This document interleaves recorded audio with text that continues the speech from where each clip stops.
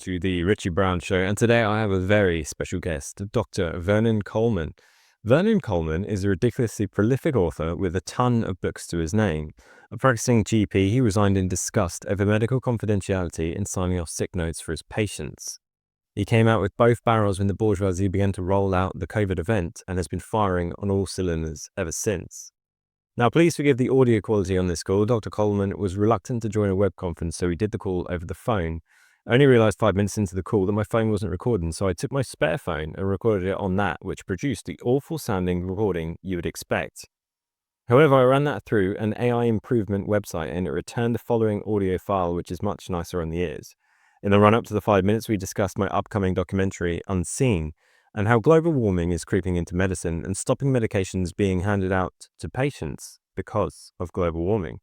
From there, I think you can pick up the conversation. Dr. Coleman has a new book out titled The End of Medicine, which I absolutely recommend, which delves deep into medical history and the complete corruption that we now face. On with the show. The best estimate by leading vaccine producers is that it could take a year or more to develop, test, and manufacture a vaccine for the Clade X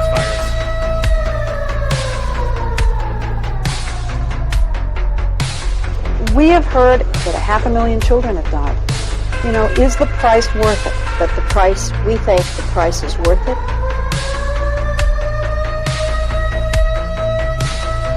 Richie Brown Show. Debate global warming. Did say it's a fact. Yet, of course, it isn't. The issue of Shia has not been debated. Call it euthanasia. It's actually called doctor-assisted suicide, but there isn't much difference. And anybody who knew exactly what was being planned would not support it. As you know, I've just done a little book which is free and it's on my website, and I want as many people as possible to send a copy to their MP, because I can't send copies to all MPs, because MPs generally won't read something that doesn't come from a constituent. But if everybody sends a copy of this little book, which has got the hard facts about the bill being put forward in the Commons, if every MP read it, none of them would vote for it, because the truth is absolutely horrendous. It's not true, for example, that people are given a easy and painless death. It's not true that it's always fast and so on. And the number of questions which need to be asked are legion. And this, of course, is merely an extension of something that's been happening for decades now through the Liverpool Care Pathway, the various United Nations initiatives, and through the Do Not Resuscitate program, which was originally introduced decades and decades ago with the idea that patients who were in a coma or moribund wouldn't necessarily have to be kept alive interminably for months and months when there was clearly no chance of ever recovering, either because they were brain dead or whatever. That was why it was introduced, but it's now been the use of DNR, resuscitate notices, has been changed dramatically. And there are doctors and nurses now telling people going in for routine surgery, shall we put you down as do not resuscitate? In other words, we write DNR on your medical records because resuscitation is very painful. So this means that a lot of people are signing up for do not resuscitate notices when they're just going in for simple operation. And resuscitation isn't necessarily dangerous or painful. And patients, elderly patients, perhaps need but it's pneumonia and need antibiotics, but have signed up for do not resuscitate, aren't treated at all. And this is spreading and spreading. Even quite young people have been given DNR notices. And that, of course, ties in again with the COVID fraud, which started in the beginning of 2020 and was blatantly, obviously, a fraud for February 2020 onwards, whereby they actually, February and March of 2020, I warned that they were going to bring in a vaccine because it was pretty obvious that was what they were going to do. I warned 3 things. They were going to bring in a vaccine, they were going to kill an awful lot of old people, and they were going to get rid of cash if they possibly could and as quickly as they could. And I'm afraid those things have actually happened. And the vaccine that they introduced was quite clearly a toxic nonsense right from the beginning. It was an experimental vaccine. And again, the side effects were patently obvious before the rollout. I know this because I did videos in 2020 when I said this vaccine is going to cause this, and subsequently patients died and got all the bad side effects because that was what the vaccine was going to do. And yet that was all denied. And so on and so on. The corruption, the total corruption. You expect drug companies to be corrupt. It's what they do for a living. But you don't really expect the entire medical profession to be corrupt and complicit in this program of mass vaccination when the evidence was patently clear that there were huge problems with the vaccine. And yet still, there are doctors every week. I get notifications from the NHS saying, you haven't had your COVID vaccine. Wouldn't you like to come and have your COVID vaccine, Dr. Coleman? They're still pushing a vaccine which isn't the most toxic pharmaceutical product created in history. And they're still pushing it. And there are doctors still giving it. Actually, the doctors don't give it, of course. They just tell a nurse to give it. And they put the huge amount of money into their pockets. One of the reasons doctors kept quiet during 2020, of course, was because in 2021, was they were making about 50 grand a year each out of approving the giving of the COVID vaccination. If they hadn't, they'd have missed out on all that money. How corrupt can you get? Absolutely. It's terrible, absolutely dire and terrible, and so we have to keep fighting to share the truth. I'm banned from all mainstream media. I've been lied about incessantly all over the internet. I'm banned from all social media. All my videos were taken down off YouTube early in 2020. I'd only started in March 2020 because I thought this was something we needed talking about. All the videos were taken down by YouTube, which, together with the BBC, I think all the YouTube staff and BBC staff and other mainstream media should be arrested and tried for mass murder because that's what they support. The BBC actually said, we don't interview anti-vaxxers, whether they're right or wrong. That's what the BBC said. Remarkable. Incredible, isn't it? They refused to actually have any debate. And so the result was there was a lot of ignorance. People were terrified because they had been made to be frightened. And there were a lot of people who given the vaccine when they didn't need it and they shouldn't have had it. And a lot of people are now dying and ill. And whether the turbo cancer is currently causing a lot of deaths and disease amongst young adults, whether they're a result of the vaccine or not, nobody knows because nobody's really testing it. It seems to me that they are. Nobody's looking into it. Nobody really seems to care. They're looking at all sorts of other reasons for what's happening.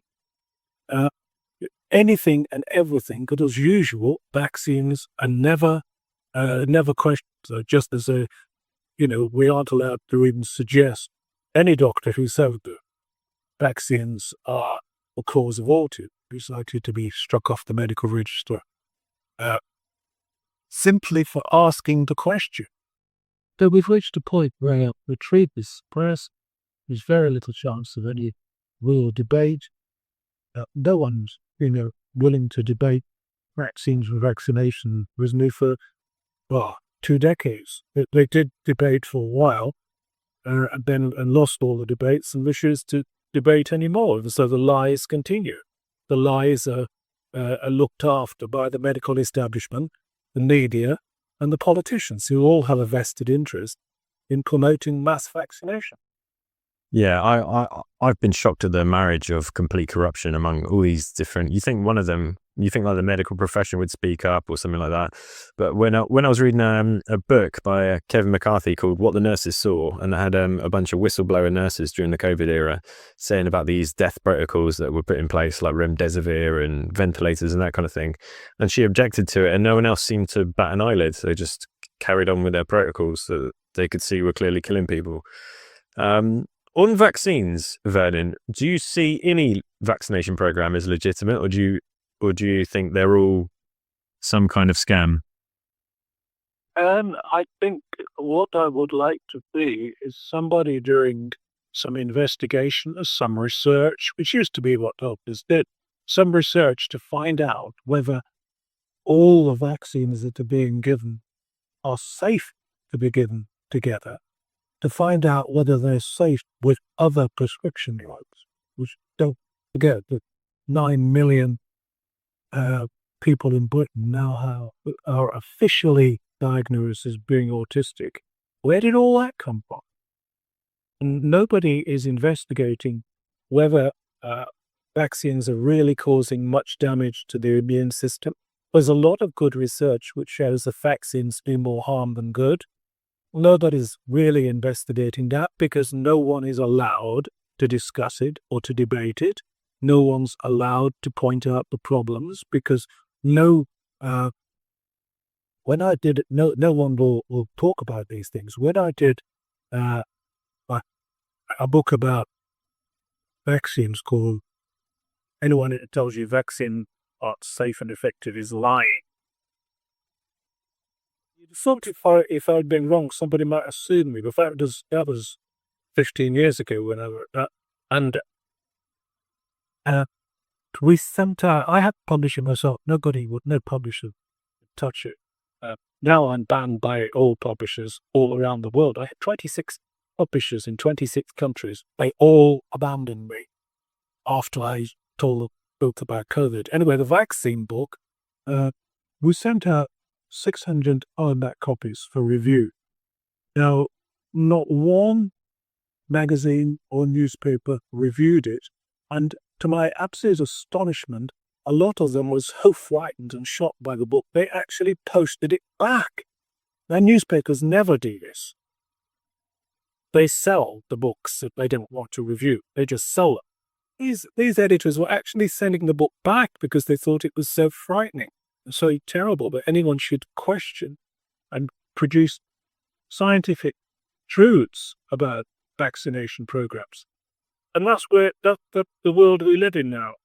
You try and tell the truth, and you get banned to try and share truths or debate issues, and you're suppressed as some sort of wild conspiracy theorist. So it goes. Anybody who speaks out can expect to have their life ruined in a very systematic and deliberate way. Absolutely. Vernon, have you got any views on viruses and virology itself? Because a lot of people have gone down the kind of rabbit hole that viruses, that virology as such is a complete pseudoscience, that they've never isolated a virus the way they have a bacteria, that kind of thing. Most of the ones in that, and most of the people who believe this actually complain there are no germs. I was offered quite a lot of money because I was offered to have all my books published by someone else if I would state publicly that I believed that there were no germs. All right. I was also threatened that my life was threatened several times. I have a lot of topics in this, but I had my life was threatened times. People didn't send that there were no germ. All I would say to the people who claim that there are no germs is, firstly, if you went to an operating theatre to have an operation, would you like the surgeon to wash his hands and use clean instruments, or would you like him to sharpen his lancet on the base of his shoe, which is what they used to do in Victorian times before Mister? Would you like to go into a restaurant where nobody ever washes their hands? Or do you prefer to wash your hands, or if you make food after you've been to the poo? If you have a cut, do you wash it? or do you just leave it to fester?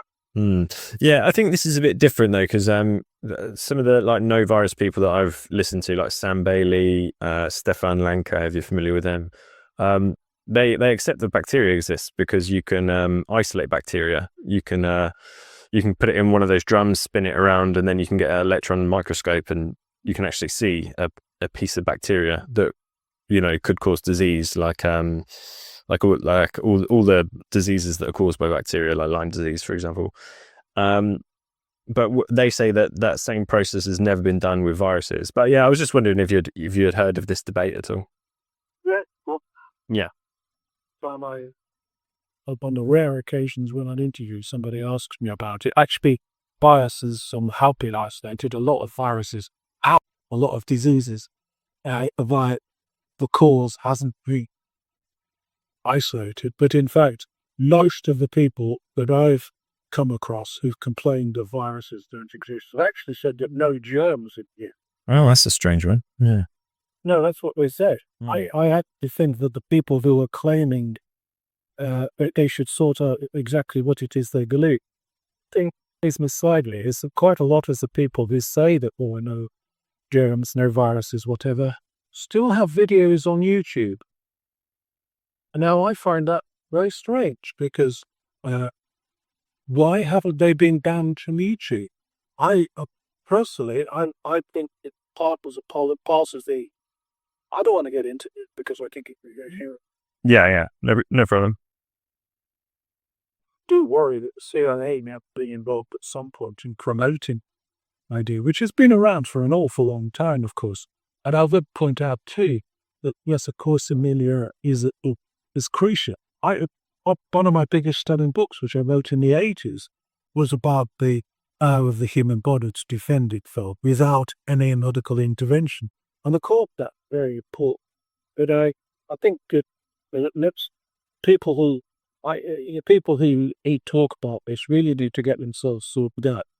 Germ or viruses if they don't in Reaver.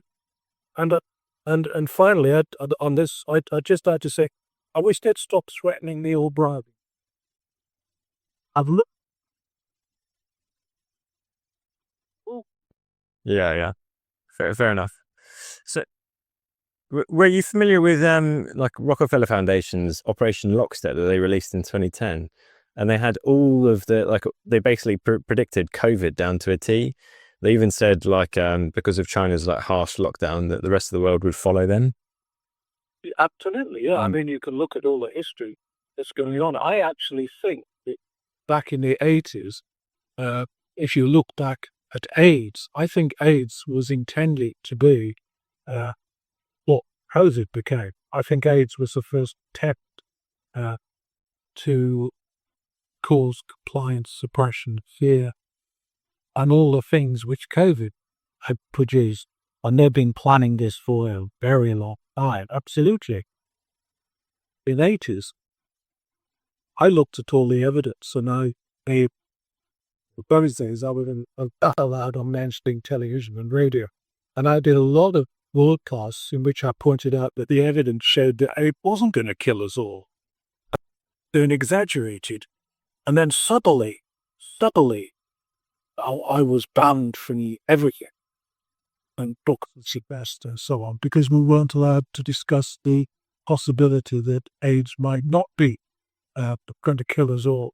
It was widely said in the 80s that by the year 2000, everyone in the world would be affected by AIDS. That was the medical establishment's view.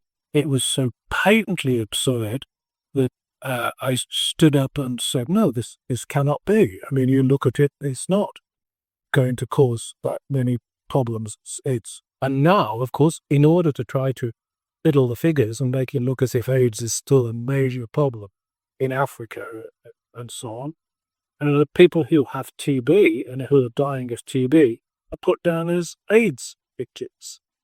The corruption, the change in the statistics, it's like in Britain when COVID was right, they were saying that anybody who had a positive PCR test had COVID if they died. If they were knocked over by a bus or if they were hit on the head by someone with an axe and they subsequently died, if they had a positive PCR test or weren't killed by the bus, they weren't killed by the axe, they were killed by COVID. Now that is such a patently dangerous thing to say, but it was what they used in order to push off the number of people that they were saying were being affected by COVID. And they did exactly the same, but they're still doing exactly the same with AIDS. And of course, you're not allowed to say that. You're not allowed to discuss any of these things. Yeah, I feel like AIDS was a dry run for COVID because they did a lot of the same things, like the PCR test. I saw Carrie Mullis, the inventor of the PCR test, talking about PCR, and he said you could magnify anything up to make it seem like anything is anywhere. And he was saying how it shouldn't be used for a diagnostic, and that diagnostic test PCR for HIV ruined people's lives. Like people had children taken away from them because they didn't want to be put on the killer drug, the cell terminator drug AZT, and stuff like that. So yeah, and all the same people as well, like Anthony Fauci, the CDC, and whatever. Yep.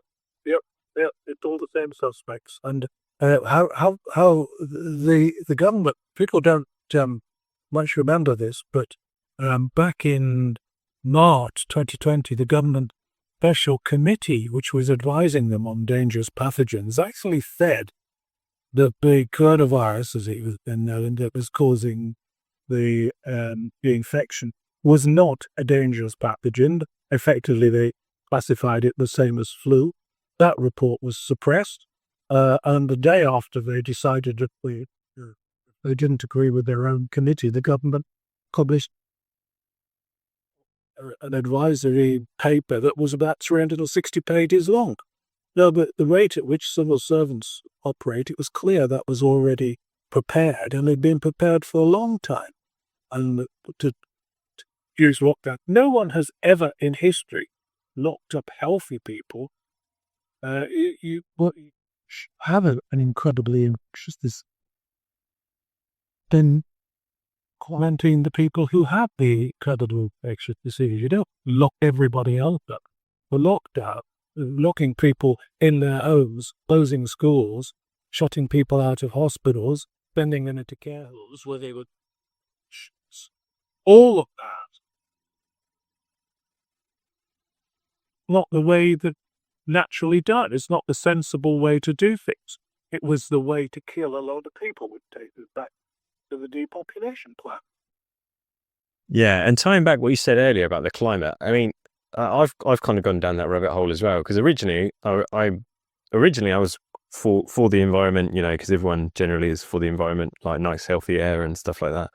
And then I noticed that all their predictions were ridiculously wrong. Like there's been a bunch of predictions in the last 15 years, but I think like John Kerry's one about the Arctic being ice-free by like 2015 or something ridiculous like that. But anyway, you see that everywhere. And they put a poster up, this is a couple of years ago now, but they put a poster up in Germany saying, with a picture of a baby and a mother, saying future or climate killer, referring to the baby as like a dehumanized person that is just going to damage the climate. Well, Germany, why? A very oppressive place these days. The publisher did actually publish some of my books in German a month or so ago. But within no month, they were banned in Germany, which is very nice. The ban just spread everywhere else anyway. The prediction, but the best joke prediction is a Met Office, which is always producing predictions telling us that by 2055, this and this is going to happen. They can't tell us what the weather's going to be like tomorrow. They can't tell us what the weather's like now. They're telling us what the weather's going to be like in 25, 30 years. It's just stupid. And as you say, the predictions, Prince Charles has always been making predictions. Oh, we're going to be very hot and dying. Actually, the weather was getting hotter. That would actually be a good thing, because the number of people in Britain who die of the cold is between 60 and 100,000 a year, the number of old people who die of the cold. Nowhere near that many would die if the temperature were very hot. So actually we should be welcoming global warming, but it doesn't exist, of course. And meanwhile, we just kill our old people, the ones who aren't having the kill shots, the ones who are being deliberately murdered are being deprived of the opportunity to actually look after themselves.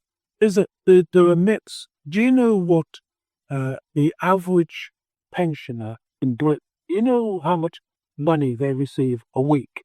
The average pensioner in Britain. It's a very little amount, isn't it? I think I'll go for 160. About that. Most people think it's 230 because what happens is that what's happened is that the government changed the rules, and anybody who's older than people, men and women, 273, gets a lower pension, 50 quid a week, less than pensioners who retired recently. So 2/3 of all pensioners in Britain get about 170 quid a week. That's it, which is much below what the official figure is for survival. So most old people who are relying on their state pension, which they've worked for, although lies, of course, which isn't a privilege, it's a right. Bought it, we paid for it. But it's actually a Ponzi. The people are in that position of living on their pension. A lot of them will die because they can't afford to be hot or to be warm and to eat. And so they have to choose. Now, that to me is all part of the entire program of depopulation. You look everywhere you look. If you're looking for a simple explanation of what everything that's happening, it's the plan to reduce the size of the global population. It is. It's truly evil as well, isn't it? Because they've got their mitts into our energy, where they're sort of dismantling our energy and putting us on ridiculous energy like solar and wind, and that only works like a good 30% of the time. I wrote a big article on energy maybe a year ago, and this German outfit, they were a business in charge of green energy, and they were tasked with finding out what they need to basically do a green transition, so-called. And they said to run a green energy grid, you would need 100% backup 100% of the time by gas, coal or nuclear. So that's not really energy, is it? It's just a parasite on fossil fuels, well, so-called fossil fuels. But it is source of so-called green energy. All the wood chips they bring together from America on diesel-powered ships, put into diesel-powered lorries and take to power plants where they're burned, and that they called green energy. How on earth the solar? We rely on solar and wind, which is what Miliband wants us. By 2030, you'll have to survive on about 15% of the current electricity if we're lucky. Well, nobody will be able to have hot feed, and all those people with phones they can't live without, and they're in computers and so on, will have to survive without them. And I can see that not being terribly popular, because the evidence shows that solar and wind power actually cost more energy in terms of the amount of energy that's required to build, for example, a huge wind turbine. Takes so much energy, and then when it fails, you have to take it down. That takes more energy. We're reliant on fossil fuels and nuclear power, but people don't want us to use any of those things. So we're stuck with. We're going to be stuck with using solar and wind, and all these people who've got their nice little electric cars don't seem to realize the electricity is mostly produced by natural gas or imported from Norway or wherever. France has got a load of nuclear power. Say, oh, I've got an electric car, I'm saving the planet. Actually, you're not saving the planet at all, because electric cars use more energy than almost any other type of car. I have a 1957 car, made in 1957. And an old car, so shop here and say, "Oh well, you shouldn't have one of those old cars." Well, actually, because it's 68 years old, it's actually far better for the planet than some electric car that's relied on tiny little tots digging out lithium and other minerals out of mines so that their electric car could be built. Yeah, absolutely. You mentioned Drax Power Station. They're cutting down entire primary forests in North America, even in some of the Baltic countries as well. They're cutting down like untouched forests, and then we're burning the wood chips over here, and it's getting called green. And the funny thing is that when it was a coal power station, you used to get greenies protesting outside Drax Power Station, but now they burn wood chips, which release more CO2. If they were so worried about CO2, it releases more CO2, and none of them are protesting outside there at all. Well, no, they classify wood chip when they're talking about power that's been the green electricity, which is nonsense, of course, because it all goes in through the national grid. People say, "Oh, I only use green electricity in my house." No, you use electricity that the national grid provides you with. And most of the so-called sources of green electricity are wood chip burning, which, as you say, forests are chopped down all around the world, and the stuff is then cut up with diesel-powered chippers and then put on diesel-powered ships to be brought across the Atlantic or whatever, and then put into diesel-powered lorries to be taken to a power station. What a farce it is. Except it isn't a farce, of course. It's deadly and it's stupid, and instead of looking at the facts and the truth, people get distracted by a whole host of side issues, things that we shouldn't be talking about when we should be concentrating on the big issues. And what I call cheese are all the things about the royal family or the Beckons or whether germs exist or not. What we should be looking at are the lies that we're being told, the way the pharmaceutical industry owns medicine, the way that people are being killed in huge numbers. Waiting lists are getting longer and longer. People are just dying before they've even been diagnosed. And we're supposed to be a civilized country. I'll tell you, Richie, healthcare in Britain and in many other countries is now worse than it was in the 1970s. And if I were pushed, I could argue, I think successfully, that healthcare in the 1950s was better than healthcare today. That's an indictment of the medical profession. It just won't go on. Absolutely, yeah.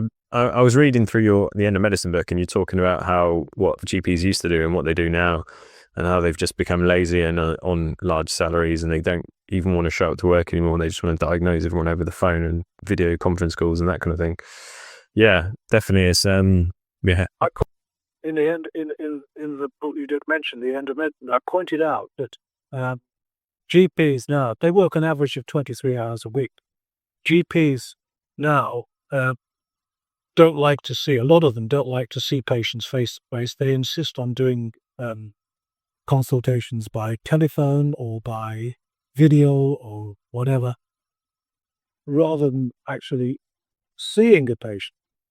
When you do a consultation on the phone or on a video, you can't examine a patient. You can't look at their heart, you can't look down their throat, you can't look in their eyes or their ears, you can't listen to their chest, you can't stick a finger in an orifice, you can't do anything apart from take a bit of a history and then make a decision based on that. It's hardly surprising that doctors are making massive mistakes. The doctors who won't actually sue their patients, who insist on staying at home and using a laptop or a telephone, have reached a point where general practice is dead. And of course, it's because general practice is dead, and instead of working full-time, GPs are only working 4 hours a week. That's the reason why the ambulance service can't cope. That's the reason why the accident and emergency services are overworked and can't cope. And it's why there is now a routine policy in a lot of hospitals that if an elderly person is taken to hospital, they will be made to wait until everyone else has been treated. And that's why elderly patients are still waiting days after they've been taken into hospital, even if they've got broken bones, heart attacks, strokes, or whatever. What an indictment on our society. What a terrible world it is. And like a lot of people who are older people, I'm terrified. I am terrified of the world that they have created for us. And it's about time more people stood up and did something. Absolutely. And the euthanasia push is their latest one for it. Yeah. What I was just going to say is that the one thing that people can do, if they possibly will, to save themselves a little bit and to send a message, is to send the free book that's on my website to their MP, because it has to be sent from someone in the constituency. To make it easy, there's actually an MP finder, email finder on the website, so that you can go there, find the email address of your MP, send in the book. It's only a very short book about the whole concept of euthanasia. No one who reads that will vote for Ledbetter's bill. I am certain of that. No one who reads it, not even a Ledbetter, could vote for a bill if she read that little book. Yeah, that woman is an evil witch. With theirs reporting over 1 million adverse events post 2019, do you reckon this is the largest medical experiment in history with the COVID vaccine? Yeah, it's the most toxic, evil product ever been produced. And at the time, it appalled me that the people who'd created it were all hated. They walked into restaurants and everybody stood up. They were cheered and given medals and honors and stuff. Made me very sad. And it makes me even more sad that the medical profession fell for it, was bought by the huge amounts of money, media doctors everywhere, media experts, celebrities who knew nothing about what we were talking will say, oh yeah, she must send this vaccine to save us all. And so on and so on. It was just awful. It went on and on and on. And the media was also bought. The mainstream media were bought with huge payoffs, huge amounts of advertising, so that they supported the lie. And it was a lie. The vaccine was safe and effective. And now the tragedy goes on because the evidence that it kills people, that it's causing massive amounts of physical harm, is there in abundance, but we're still giving it. And as I said, I get communications just about every week on the NHS say you haven't had your COVID vaccine, you must come round and allow us to kill you with our wretched vaccine. Yeah, absolutely. Vernon is a bit of a big one. How do we dismantle the systems that have imprisoned us in the last 5 years? Like the WHO, the WF, the CDC, that kind of thing. Well, the only decent thing that Trump did, as far as I think, is he actually got out of the World Health Organization or stopped giving them money. We have to spread the word. If you just talk to people, get them to read, get them to look at information that's available.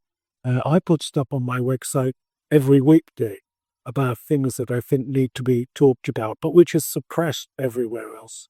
If we're gonna win, it's gonna be through communications, because that they know that communications are their strong point. They demonize, they lie, they lie about they lie about the people who are telling the truth. They do everything to suppress the truth, and so that's why I said a few minutes ago. That's why I said, please send that little book about the euthanasia bill. Send it to your MP, because that's a start. How long will that take? It'll take you less than a minute to find your email address for your MP. maybe another minute to send the book, and it won't cost you anything notable. And that's a good start, because we have to do things. We have to share the truth. The truth is being suppressed. Don't trust the mainstream media. Don't trust the BBC, for heaven's sakes. I don't believe I trust anyone who's got a platform on YouTube, because why are they still there? There are lots of people giving medical information on YouTube. Why are they allowed to be there?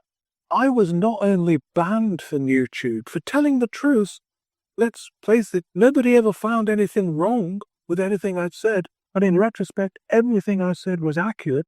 Why was I taken off YouTube right at the beginning?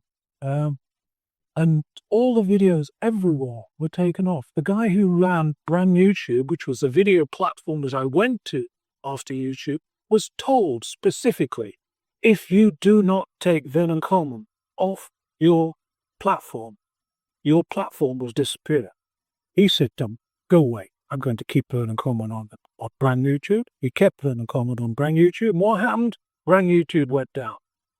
That's the world we're living in. Not only was I banned from YouTube, not only were all my videos taken down, including videos like one saying, during the lockdowns, you will need vitamin D supplements because there's no sunshine. Everything was taken down. And I was banned for life. Not for making videos, not just for me, but for actually looking at YouTube. What the hell sort of world have we got? It's unbelievable. I don't actually see anything on YouTube. I don't want to see anything on YouTube. But I do know that in my heart, I don't think I could trust anyone who had their own platform on YouTube, chunking out videos, getting millions of views. Why are they still on YouTube? That's the question. Why are they allowed to be on YouTube? Why are people allowed to be on the BBC? The BBC doesn't allow anyone to question vaccines and vaccination. Even, and these are the BBC's own words, right, whether they're right or wrong. In other words, that plain and simple suppression of the truth. I don't think that's what the BBC was originally designed to do. I suspect we might be in breach of their charter. But I doubt if I'll be allowed to say that anywhere. But the world has become very strange. Spread the truth. That's all you can do. Absolutely. I'll put a link to your the Big Kill document you've got on my channels when I upload it. But unfortunately I can't contact my MP because my MP is that nonce Dan Norris. What? Is that nonce Dan Norris? You know, the fella, the Labour fella that got arrested for yeah. So that's my MP, unfortunately. So I won't be contacting him. But yeah, I'll definitely spread your book around as many places as I can. If you put it, my website is so suppressed that every time we put something new on, it takes hours to put onto the website before it appears on the website. And if whoever's messing with the website doesn't like it, then it doesn't appear. Again, that's the world we're living in. Most websites, it's a .com website, VernonColeman.com. I put stuff on every day, and there's no adverts, I don't charge anything. There's no subscription fees, no adverts, it's just there explain, share the truth. That's what I think everybody has to do, try to share the truth, because if we don't, we'll finish. Do you reckon Western so-called democracy is beyond repair, or do you reckon it can be saved? Or do you reckon we're too far down that rabbit hole? Well, there isn't any Western democracy at the moment, is there? Yeah, I don't think so at all. It's gone. All we can do, try to have, and I use the word with enormous care, with caveats, is we need to revolt against the people who are controlling us, the people who are deliberately and with malice aforethought changing our world for their own purposes. We have to revolt. And the only way we can do that is by sharing the truth, by telling people, hey, look at this. read this. Do you know this?